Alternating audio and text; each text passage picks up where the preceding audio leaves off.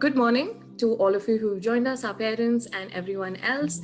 Thank you for taking this time out and joining us, even though it's the weekend. As you know, it's World TV Day.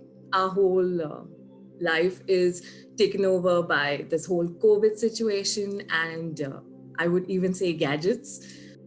So we do become addicted to gadgets, and striking a balance is something that we all need to know how to do.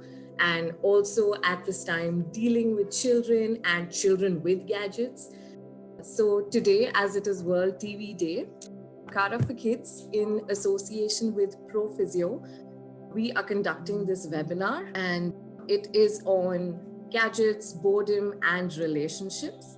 So I would like to hand it over to Dr. Ruchi, who will take this forward. Dr. Ruchi? Hi, good morning. Good morning. We know it is a unique time. COVID times are unique time. And we know that during this time, children are spending a considerable and a substantial amount of time on their gadgets, and they are focusing on their screens. These extraordinary times has blurred the boundary between youth, super engagement, and addiction of gadgets. These youngsters are interacting with computers, smartphones, and other electronic devices like never before. They have become, in real term, as screenagers, neither teenagers nor youngsters, but as screenagers whose life is shaped by social media, internet, and computer games. We all know that screen is going to stay, and it has made deep inroads in the lives of our children. School, socialization, entertainment are all entwined with gadgets and screen. To extricate them from the clutches of screen is not the objective. The focus has to be on balancing the screen time and monitoring the content. Let us find out that what this screen time has done to our children, what impact it has on our children. There was a pre-COVID time study which showed that an average child spends around 6.5 hours a day at screen, which becomes almost 11 hours a week of playing video games, even at the cost of their sleep. These extensive hours on screen is leading to over-engagement or addiction with phone, selfie culture, and preoccupation and worry about one's appearance. There is a lot of brain dysfunction which is coming into play. There's decreased attention and concentration in academics, multitasking, and faulty self-perception, aggression, and in small children, there is a blurring of real and virtual life. Physical issues like eye fatigue, pain and discomfort to the eye, neck strain, etc. is coming into play.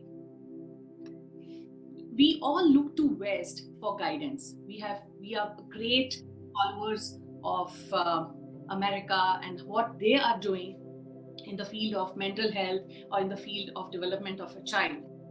AAP, it is not Aam Aadmi Party, it is American Academy of Pediatricians. They came with a rule of 2x2, that is, no screens for children up to 2 years of age and no more than 2 hours with digital media for older children. This rule was developed in a time primarily concerned with screen use. But today is the era of interactive tablets, smartphones, and computers. The new version of AAP, American Association of Pediatrics, reduced the age requirement from 24 months to 2 months, and video chat with relatives is allowed without reservations from the very moment of birth. Children from 2 years of age, it is recommended to spend not more than 1 hour per day with tablets, while parents are obliged to monitor the content on the tablet. So the take-home message is the parents should know what the child is viewing on their gadgets.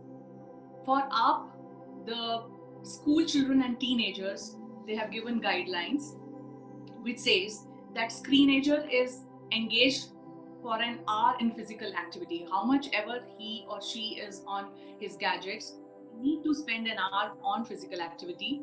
They should not get stuck on screen during mealtime, and they should at least have an hour of retreat with all devices turned off before sleeping, because sleep, and the major thing is the white light which is emitted from these devices, it affects the pineal gland in the brain, which releases melatonin.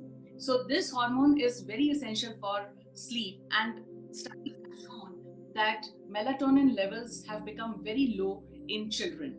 So because we are creating an imbalance in their use of gadgets and their life, they also need, the ARC recommends that there should be a family media plan or a device hygiene amongst the family members. That is, there have to be device free zones in the house. Like, you can't take your phone to the toilet, or you can't use the phone during meal times. There should be situations which are suitable or not suitable for digital media. When the family is spending time together, they should not be on their individual gadgets, and not to abuse devices for entertainment. So we know that human actions are driven by neurochemical reward, information, validation, which makes us what we are, novelty seeking, and social connection are the basic drives that regulate a neurochemical reward and motivation.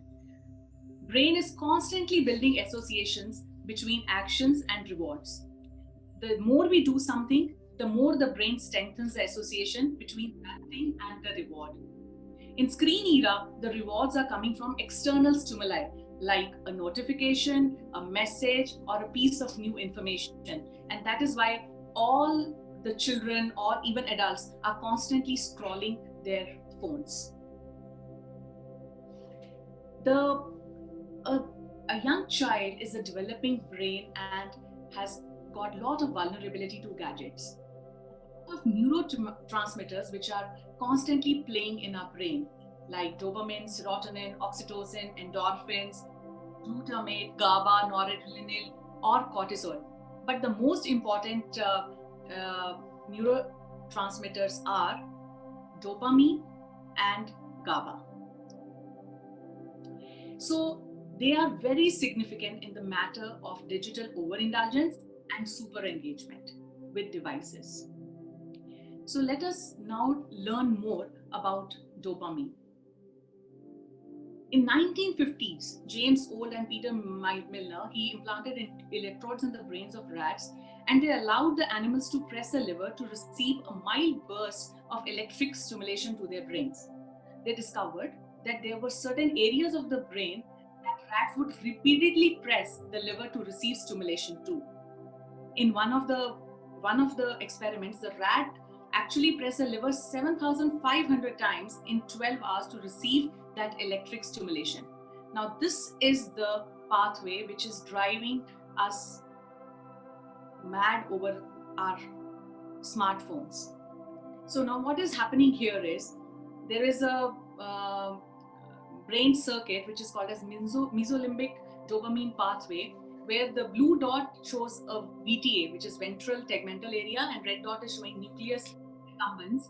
And there is a lot of dopamine which is being produced from the blue area, and it is accumulated in the red area. Now, this is what drives people to keep using their phones compulsively, and it takes their brains to become an addict to gadgets. Now, how this dopamine controls our brain? It is actually a pleasure center and a reward center, carries urgent messages between neurons, nerves, and rest of the body. Dopamine is what makes us human. It causes a person to desire, seek out, and search. It increases general level of arousal and goal-directed behavior. It fuels our curiosity and creates reward-seeking loops. Dopamine is critical for thinking, moving, sleeping, mood, attention, and our motivation. So the brain goes with two systems. There is liking system and wanting system. Liking system is which you like something and it makes one feel satisfied, and a person stops seeking that behavior. So there is a satiety which is reached. But there is another system called the wanting system. The dopamine is the one which fuels this system. It does not get satisfied and it runs in endless loops. It is insatiable. So now gadgets, favorite apps, these engages the dopamine loop and a person gets stuck in an endless pursuit. Dopamine system is especially sensitive to cues that a reward is coming. Notifications, whether they are auditory or visual, enhance the addictive effect. It is not the reward, but the anticipation of the reward that keeps the dopamine loop going. Like a person, if he has posted a picture on an Instagram or on a Facebook, the person keeps waiting and anticipating that how many likes I'm going to get for this particular post. The other neurotransmitter we were talking about is GABA, and GABA is the inhibitory neurotransmitter in the central nervous system. This neurotransmitter slows down the signals of the brain. Research in South Korea with teenagers who had internet or smartphone addiction revealed an imbalance in ratio of GABA to other neurotransmitters. This was linked to the problems with processing information, emotions, sleep disorders, and productivity. So it's a very fine balance between dopamine and GABA. So now what is happening? There is multitasking which the children are doing with their gadgets. There are three different forms of multitasking which are seen within the medium. That is, they switch among multiple windows on a smartphone or their computer, between media. That is, they are attending their online classes and at the same time they are SMSing to their friends or they are on Instagram. Between media and human beings, that is, they are texting, chatting while having dinner with the family, group of friends, or are all sitting together, but they are engaged not with each other but with their gadgets. So within medium we can see there with various windows are opened, like at same time they are looking at various stuff. So now we see that what is multitasking doing to us? Multitasking doesn't mean doing a lot of things simultaneously. It means task switching. It is how many times you keep doing on or off for your any switch or any device. So every time your brain looks at your phone, the brain gets switched off, and when you start looking at the screen again, there has to be switch on. So multitasking is not what the brain is made for. It causes a lot of distraction and affects the ability to concentrate. It reduces the productivity as users, because the time taken to reorient after transition, it brings down the efficacy. It causes cognitive fatigue and it makes it more difficult to create memories and their retrieval. So what is boredom and what is dopamine doing to it? We know boredom prone people have naturally lower levels of dopamine and they require a heightened sense of novelty to stimulate their brains. Today, youngsters are glued to the screens, anticipating approval points on social media, seeing pictures of cool people doing cool things, comparing their mundane, boring lifestyle with lavish, exciting lifestyles of others. End of the day, these screenagers, they feel unhappy, sad, frustrated, empty, poor, and bored with their lives. Our brain wants a shortcut to a dopamine fix. It wants to tread on the well-paved pathway of external stimuli to receive its dopamine rush. It does not want to go down a more challenging, time-consuming, undeveloped road.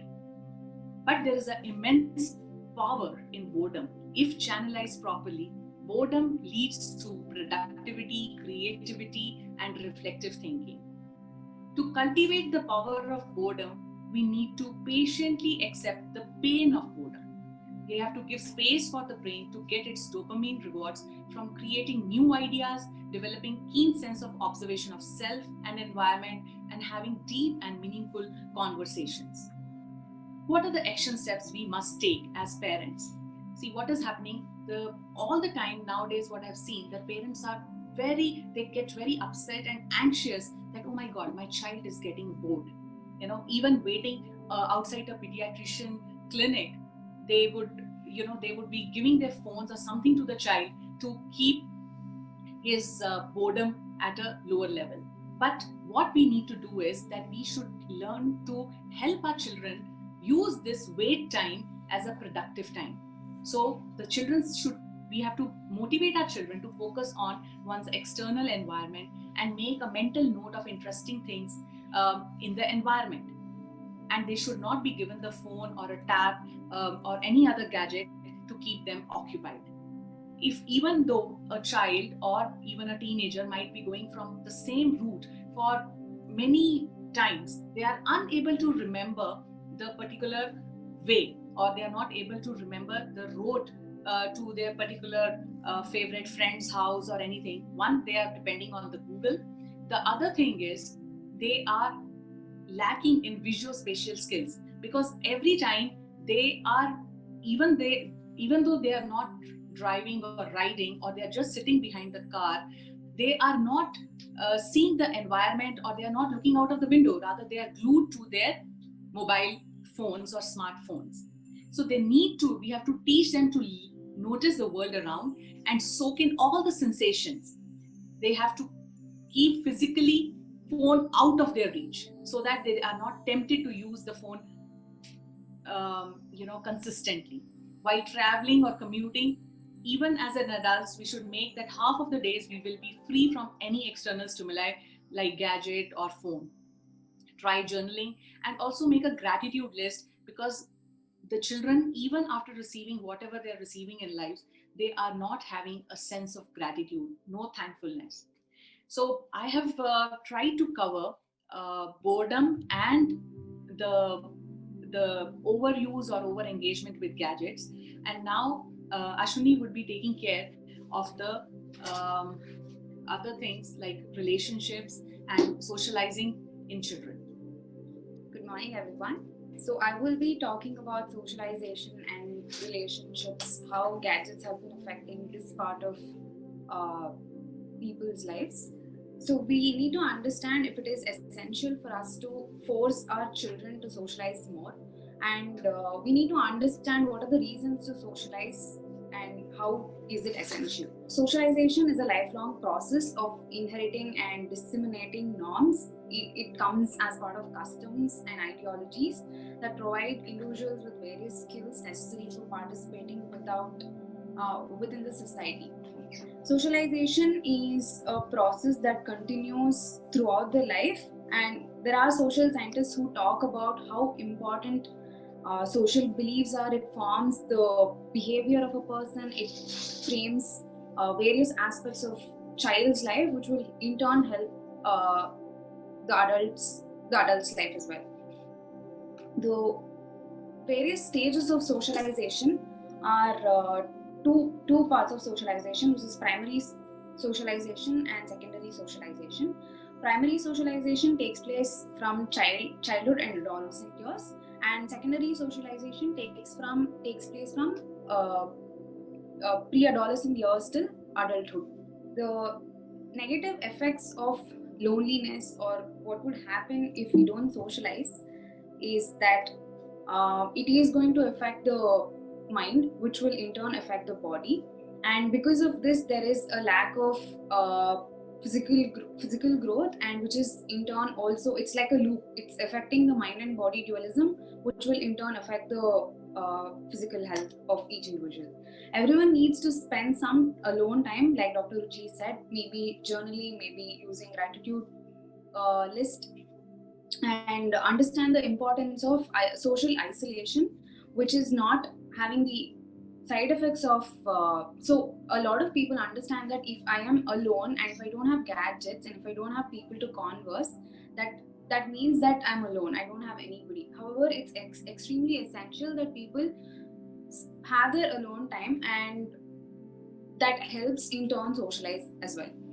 It is important for social connections that there is health, the overall health is improved. This also impacts the happiness of a person, This is also in turn affecting the connectivity of socialization. However, this cannot be done through gadgets. No matter how many apps, how many social media apps that we start using, it doesn't really impact as much as physical socialization when you're actually talking to people physically and when you're meeting people, and that's how important it is.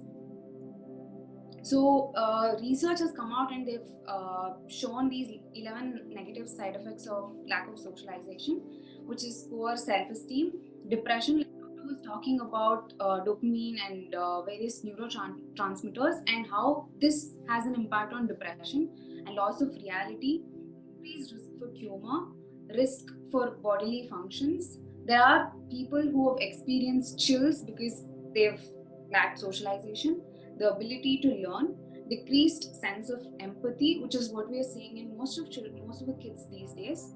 Inflammatory responses in body have been increasing, shorter lifespan, increased risk for dementia, and reduced resilience. There is the capacity to bounce back have been reducing because there is lack of socialization, because there is lack of empathy.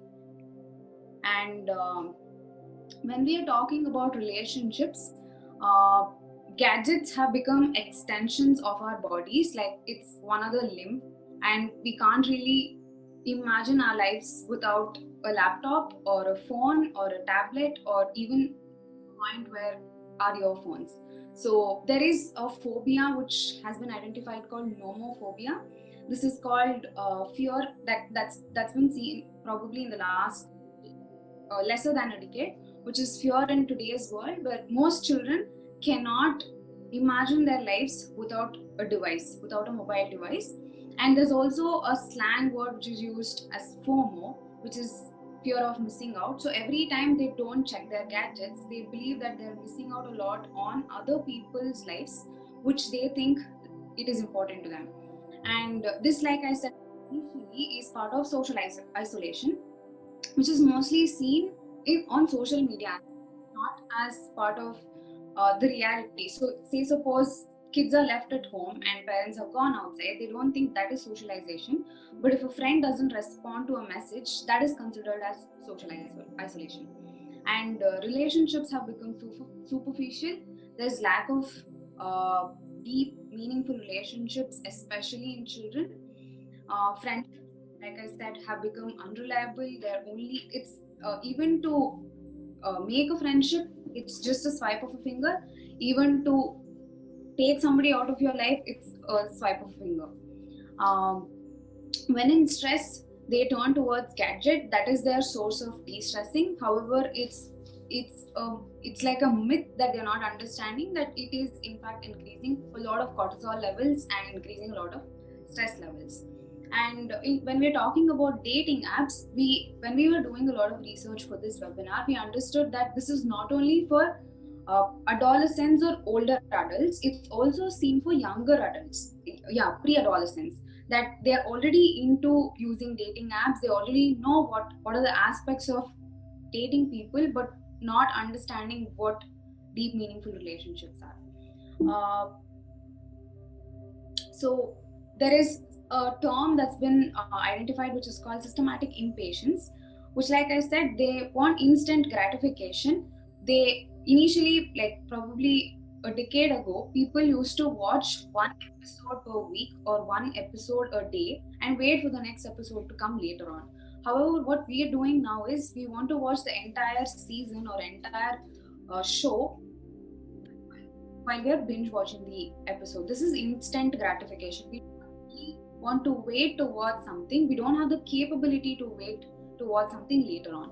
They lack ability to form deep, meaningful relationships. Like I said, what kids and parents need to understand is that it is making deep, meaningful relationships is a very painful and it's a very long process, and it needs to be done in a very old school fashion.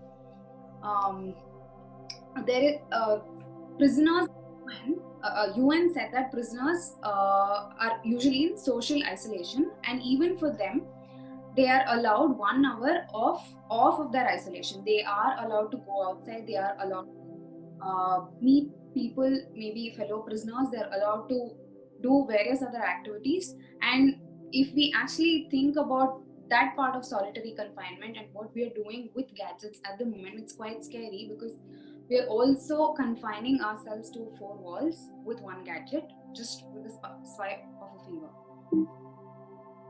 So the next person will come and talk about creating friendly environment, and I will give the space to Mr. Zam. Hi.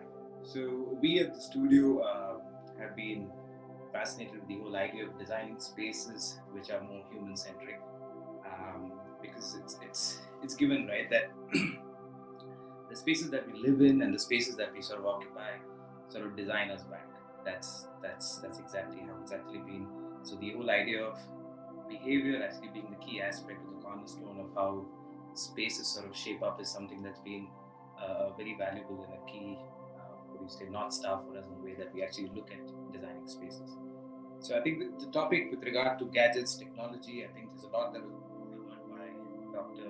Ruchi and Ashwini, and I think that taking that whole thing forward, I think they also touched upon this whole idea where we live in a time where the gadgets and everything are a part of us today. They are just an extension of everything that we actually do. So it's nearly not an all-out bane, so to say. If not for gadgets and technology, maybe we couldn't be doing this right now. I think with Dr. Ruchi rightly mentioned, it's more about balance, and how do you strike this little balance is a key aspect of it. And I think, I always go back to this whole thing of how we, forefathers and everything, we've just sort of evolved with things as and when it's combined. If you look at the advent of a wheel, we used to be people who used to walk and run. The wheel was invented, and thereby today we're driving around, we're doing things, and then we actually take time out to go and walk in a park or run, which is actually a more natural thing for us to do. And I think similarly, this evolution of gadgets and technology are just a part of it, and this fine balance how we strike is the key. Um, so coming to that, I think the only challenge today that we see is because there's just way too much bombardment of this the content that actually is thrown out. There's too many variabilities, and therefore I think the kids today, or even as a generation, they're overly stimulated, but very sensorily, very deprived of it. We don't really have the senses which actually are fundamentally keys for every human being in his development. So thereby, I think there's overstimuli, and then there's under deprivation of just this. And so there's just two key levers coming back to what we're really talking of spaces. They're fundamentally two key levers, right? Like one is the environment that we live in, and how we sort of interact and behave with this environment. Fundamentally, these are the two things. When you say, uh, because how you behave with the space basically become the building blocks for kids, because especially this is where they're growing up, is the environment they're growing up, what they absorb and assimilate is what basically becomes them as they grow forward. So just to give you an example, there was a project that we did about a year and a half ago, and just to tell you in terms of how you could start to set in context in terms of how this whole idea of spaces and how it can start to affect behavior and changes in a space of people who are living can actually happen. So this project of ours about a year ago, um, working couple, they've got two kids, extremely busy sort of lifestyles, like majority of people out there, and we were assigned this job to actually do a complete interiors and do a complete retrofit. Um, and one of the criteria there was a dedicated children's room, and we were asked to sort of decor the space up. We were given a very handsome budget to actually do the children's room. But once we sort of started interacting with them and got to know a little more of their lifestyle, quickly realized that the time that they actually sort of spend, it's almost like there's things were happening like clockwork. They were, both a working couple would come back in the evening. The kids would actually post school be there at one place at a daycare center almost, and then they would pick them up and get back home, and they would have this little window in the evening when the whole family is there together. And the they also love cooking. So I said, okay, when we understood that in the evening they spend about 2 hours of their time cooking in the kitchen, And we just looked at it slightly differently. I said, why do we actually need to take this full-fledged budget and put it into a children's room? Why can't we take a small portion of it, create a small little play zone in the kitchen, right? And so what we just did was create like a little scribble board, created a small little pocket there. And the idea was, while the parents are actually loving and enjoying the little cooking that they do in the evening, the very fact that there's a small little play area there, the kids would actually come there, and suddenly the 1 hour or 2 hours spent there become like a family time. The kids are doing their bit. They don't have this whole thing, and the parents are actually doing their bit. And somehow, I mean, post even 1.5 year of them moving into the place, whenever I speak to them, there's always a really nice feeling about this small tweak, and that changed a lot of behavioral aspects for the whole family. And this is what I think the context of today's thing is. It's that fine balance. It's not really about taking something away, because I don't think so. That never really has worked, and I don't know if it really worked. So let's take a few examples of how we could really go about doing this whole thing, right? How could we bring this sort of life into our homes and everyday spaces and things like that? So one thing that I would suggest is just, again, I think this was touched upon, right? And we've seen a lot exposed over the last couple of months with COVID, everybody staying at home. Initially it was like all ooh la la, with everybody getting their time out. And I think invariably it started to get on everybody's nerves, because things just started to actually, things dawn upon you, so to say. And so largely, if you're looking at these smaller spaces, especially for kids, is that much more challenging, because they're used to having, like I think Ashwini spoke about, all the socializing part of it. It's so inherent as human beings that we need to, and as kids all the more, because again, as I said, these are the building blocks. So I think one of the key things is creating multiple zones, right, of play. Like that's one of the first things. You could just be in an apartment, and typically what actually happens is, to a kid, you would actually give them a particular space or so on, where in a typical scenario, they go to school, come back in the evening, they have a little play corner. That's what they're used to. Yes, it's fine when it's actually about an hour or something that they're spending there. But what if they're spending their entire day cooped up in a little space, or spending a couple of hours, a lot more hours? So the idea of creating multiple zones, I think, is one of the best things. So, like, just to give you a simple example, it doesn't mean that you have to decor up the place and start creating these fancy pockets everywhere. Like a simple thing that I've actually done, right? I mean, let's just take an example of the kitchen thing that we said. One of the other things that we did in this kitchen was, you have a refrigerator, which is actually, I look at any of these spaces as surfaces, right? So if I take a refrigerator, it actually has a sizable surface, and we typically tend to put all of our, magnets and stuff right on top, because it's just a collectible thing. But the bottom part, which is basically just absolutely accessible to a child, we don't really put those magnets there, only because they'll take it and they'll probably just destroy it. That's the place for you to actually let the kid actually enjoy that, right? I mean, if you could just go on Amazon and pick up like some of the most cheapest little magnetic things. There are like word building tools and little stickers and magnets, and those things could just be like put at a surface which is, at a ground level, where a kid can easily interact and play with. And it's just, that's all it really takes. And even if it means they come in and then interact with it for about 10, 15, 20 minutes, so be it, because that's given them another stimuli, so to say, right? There's another place for them to interact, while you have not done anything deliberately to make sure that they'll behave or act in a particular manner. So this is what I mean by saying, right, to create multiple zones, and it could just be small little things done like this. That's one thing. The other part, when you're actually living together, something as simple as just rearranging rooms actually just triggers off something completely different. Rearranging rooms, layouts, or changing objects in a way that you actually keep in a room.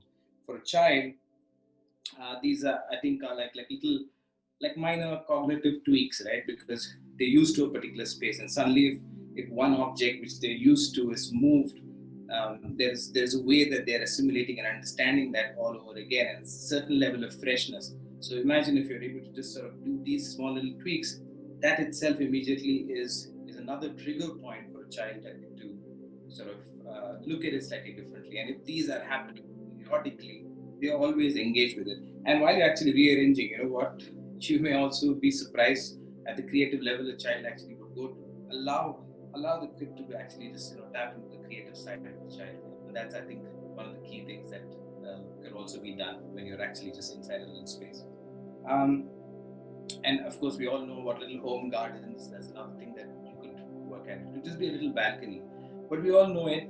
How much do we actually engage a child with that little garden space? How much do we actually allow that person to, work with nature, even if it's done in a small little silo? How much do we allow the child to go out and play with mud? Because we're such an over sanitized society today, right? And that's also one problem. I'm sure the better people to actually talk about this topic, but the idea of actually playing with mud and doing something is a lot more to a child, right? It actually works backwards to for their good health. One of the things that, again, tapping into the psyche of things. We did this little exercise in the office recently where everybody were asked to sort of take their own little pots, put their names on it, and take care of the plant like it's their own, and then everybody has eyes on it to just see whether it's actually flourishing or not. That instantly changes the psyche. And imagine that doing to a child and actually having a child's name on a pot to just say, look, this is yours. You take care of it, see it grow, see what actually happens. And I think instantly there is a new way that a child engages with the same thing, which is anyways an object that's lying around at home. It's probably the same thing what Starbucks understood very quickly.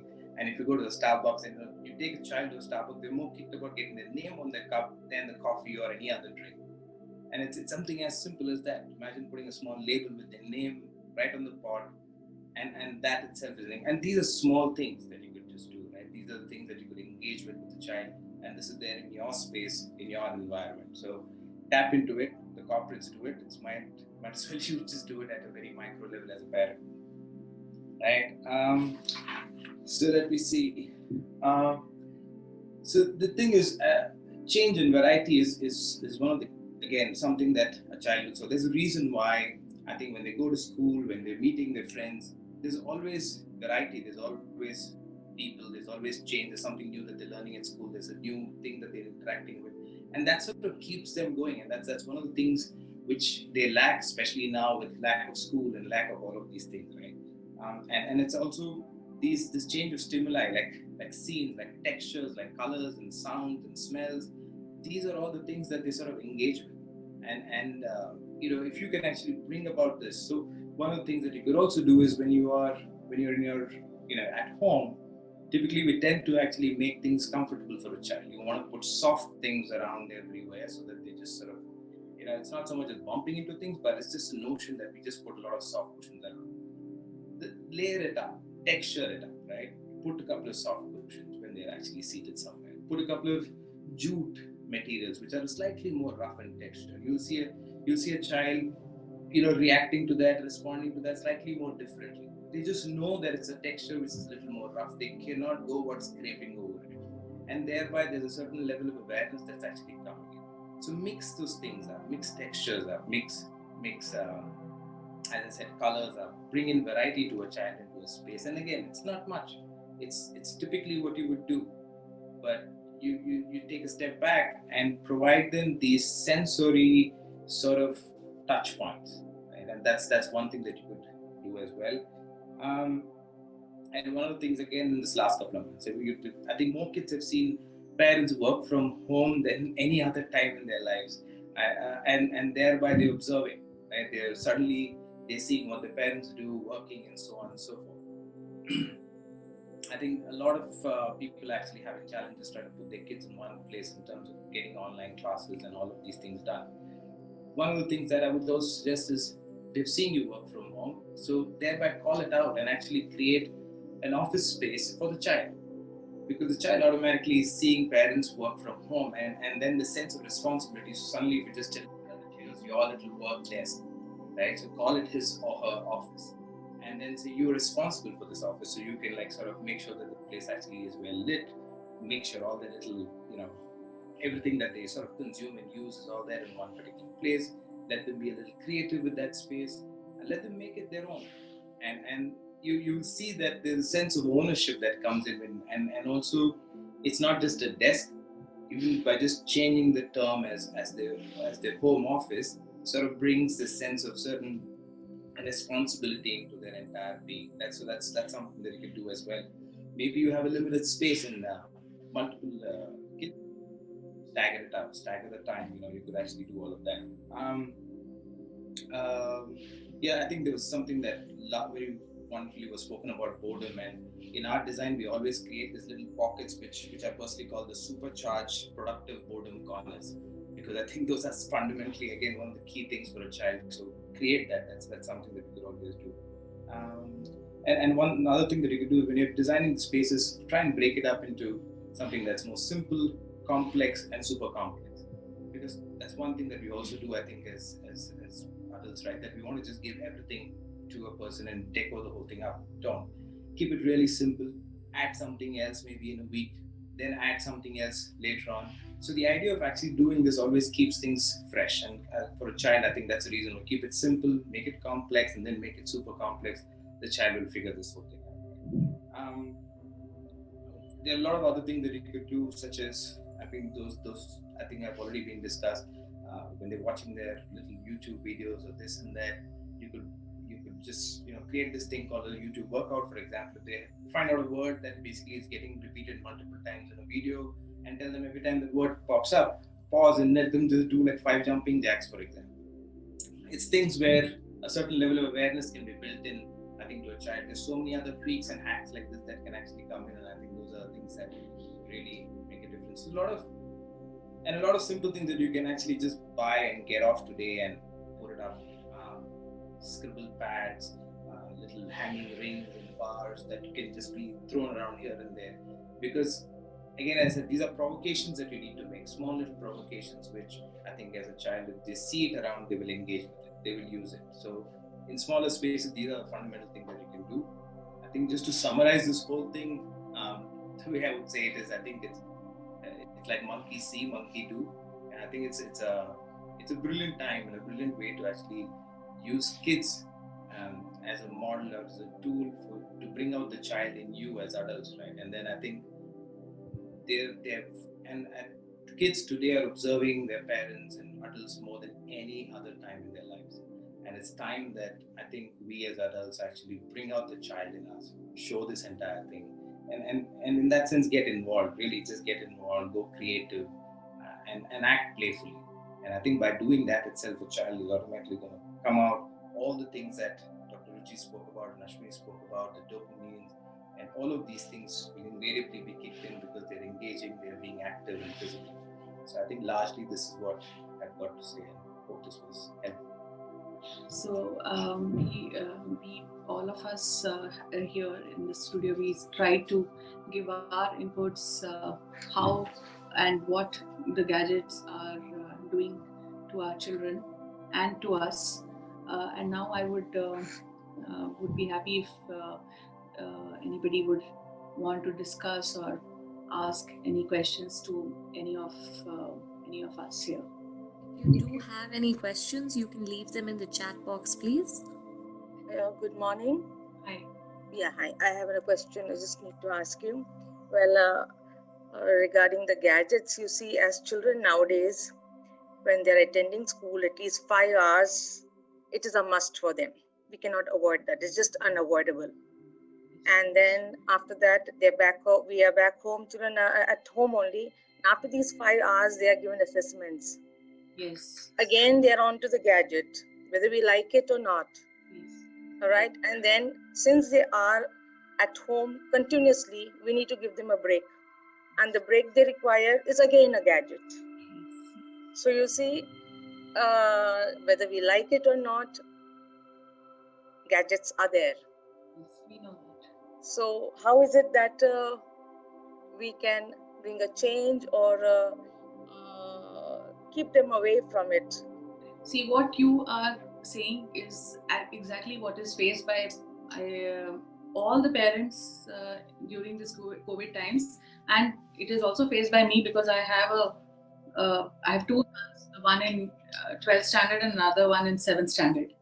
So for both of them, when first they are having their online classes, and after that they have some other classes or other things happening on their computer or on their phone, and then they tell me that at least now I need to be with I need to be chatting, or I need to be doing something with my friends. At least now you should allow.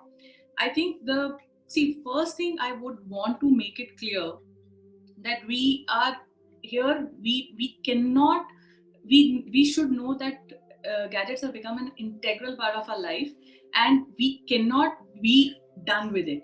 They are going to be with us, and they are here to stay, right? The only thing is we need to create a balance. The problem is not using gadgets, it is using gadgets irresponsibly where the problem comes. And the main focus of this entire webinar is on the balance what we need to create. And the second most important thing is the content, the monitoring of the content, what is being consumed by our children. Now the thing is that in during these online classes, I would even though it is on screen, I don't consider it so much as a screen time, because it is happening in a natural setting and there is not so much of artificial frequencies and artificial environmental modulations have not been done during those classes. So it is almost like it is like a passive kind of a screen what is happening. Am I clear in this particular thing? So so this classes thing, we can consider it as okay, because we can't get away. But here there is no interference in a child's brain physiology by the frequencies which are being to which the child is being exposed. So I think that screen time, we can just take it as natural. Okay, now then comes the time when they are having their assignments and their classes and all those stuffs. We really need to, we can only tell them that some part of it they have to do in by reading, or some part of it they have to do by writing answers. Or then maybe the school people also need to have this kind of a thing, that they should ask them not to type out the answers, or they should actually handwrite the answers, and those answers could be, or those assignments should be uploaded in their assignment box or whatever, email or stuff like that. Now when it comes to socializing, again we should like, this is what I tried with my elder son. I told him that I have no problems you interacting or socializing with your friends, but rather than chatting, why don't you pick up your phone and actually give a call to that person, or actually have a video call kind of a thing, rather than just chatting. Because then what happens, they are simultaneously chatting, and they are rather than using their facial cues or their body language, they are only using their fingers while chatting. So I think these are the only things. And along with that, the very important thing, bring in 1 hour of physical activity. As Mr. Zam said, that they can do jumping jacks or indoor skipping or whatever kind of exercise. Like, you can create one kind of a play gym kind of a thing where they have to go on their all fours, then they have to jump. So there is a complete workout which would be created. The only challenge here would be that you have to motivate the child to do it, and also maybe do it in person to showcase that that you are also following. You are walking the talk. You are just not preaching, but you are also doing the same thing. So we have a question here: if a child is already addicted to gadgets, what would be the best approach to wean that off? If the child has already gotten used to over engage in the with devices, we need to do a complete assessment kind of a thing, because there are few questionnaires which can be done, and which will tell that the child from used to has become abused to has gone over to addiction. And because it is all related to the neurotransmitters in the brain and to the dopamine, we know that the people who are addicted to gadgets, they behave in the same way as a person who would be addicted to alcohol or any kind of drugs, how they would be behaving. So it is that they will be using it continuously, and they will have no regard for other things or other people in their environment. Number 2, the moment you try to take it off from them, they will have they can have a huge reaction or a huge meltdown kind of a thing. And they also tend to which are very typically like a withdrawal symptom. When a person doesn't receive or doesn't get his alcohol, his daily dose of alcohol, what kind of withdrawal symptoms those people show. A child or a teenager who is addicted to gadgets will also show a similar kind of a withdrawal. And the third thing the child could also develop is tolerance. That initially, if the child is using, or a teenager is using a gadget or a device for say 1 hour, then they want it for more, like for 2 hours, to get the same kind of effect. Then it continuously almost engulfs their entire life, and they are not left with anything else to do. They ignore their physical health, they ignore their food intake, they ignore their sleep, they ignore their relationships. So everything gets compromised, and the only focus of the child is gadgets. And if the child has already reached that state, we need to look into the entire mental health of that child, and maybe a medical intervention is what we might require at that point of time. Yes, ma'am. Regarding the physical activity, I think we can have, I think, some of the good ideas were given for physical activity to have with your children. That's fine. I think till we can do as parents for a child of age group till 10 to 12. But what about a teenager? A physical activity, they wouldn't love us to do that, and they wouldn't indulge in doing that. So one is that. Another thing is the screen time. As you said, when they are at home, both parents are not there to monitor. So we do not know whether the child is actually attending a physical online class, or the child is involved. So that comes a worry, as if both the parents are working. I think there are a lot of apps and digital nannies, which are some programs are available, which can actually keep parents in the loop as to what the child is viewing or what the child is doing on their devices. I think we have any IT person who could share that they would be knowing there are certain things which can be done. Yes, because these children are, I think, ahead of us. Yeah, they are. That is the thing, we do know quite a few things, but they are a step ahead of us in with comes to gadgets. Yeah. So ultimately, we have to have a open discussion with them, and see, whenever we put any kind of limit setting with kids or with teenagers, they will rebound, and they will become aggressive, or they would not like it. They would want the only thing is, my friends are doing it, why are you stopping it? Why are you putting these limits on us? Why are you putting Exactly. a barrier on all this? All my friends are doing, and I think that is why it is a family digital plan. That is what the AAP has also proposed, that each family, like how we are being governed by a particular government, I would suggest that all the parents and all the families should have a set of rules and regulations, and a government, or a home government, in the sense that what are the rules, what are the regulations, and they have to all sit together, have to make this digital, how they are going to use the gadgets or media in the family. They need to make a plan on it. And see, ultimately, the kids, these teenagers, they after one point of time, they are not able to stop it, and they actually want that somebody should be able to put a limit or set limits for them. So if parents are able to do it, and at that point of time, they might show a lot of resistance, but at a later date, once they are able to achieve something worthwhile in their life, or they are able to settle down, they are going to be thankful to the parents, that I am happy that you put those limits in place, so that today I have reached wherever I wanted to reach. Because it is, as we have already tried to focus on, that this dopamine loop is a never ending loop, and it has got the word satiety or the word satisfaction doesn't come in it.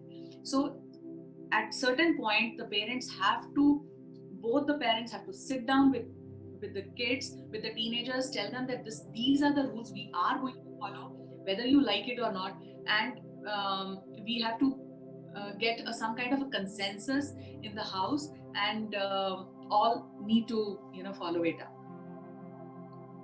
So there's another question: does gadget addiction hamper cognitive development or delay physical development? So as we know that there is an imbalance which is going to come in the brain, and brain is going to be affected by the overuse. Again, here the question is of whether we are out of balance or we are in balance.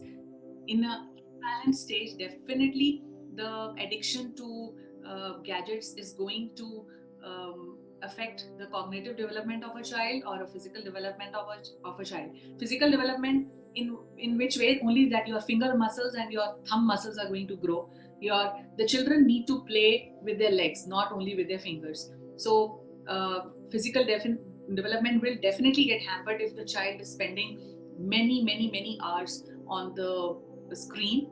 Cognitive development, because whenever we are using something, we are studying, we are reading something, or we are writing something, or we are even looking at a picture book, it uses our mental ability. We are using our cognitive ability. But when a child is viewing something on a screen, or the child is playing a video game, or the child is just doing something on the phone, it is a stimulation to the brain. So there is a difference between using your cognition and stimulating your cognition. So when there is an excessive use of gadget, your mind goes into, or your brain goes into a state where it needs constant stimulation. So that is why wherein the addictive effect of gadgets come in, and the cognitive decline happens. Thank you once again for attending this webinar.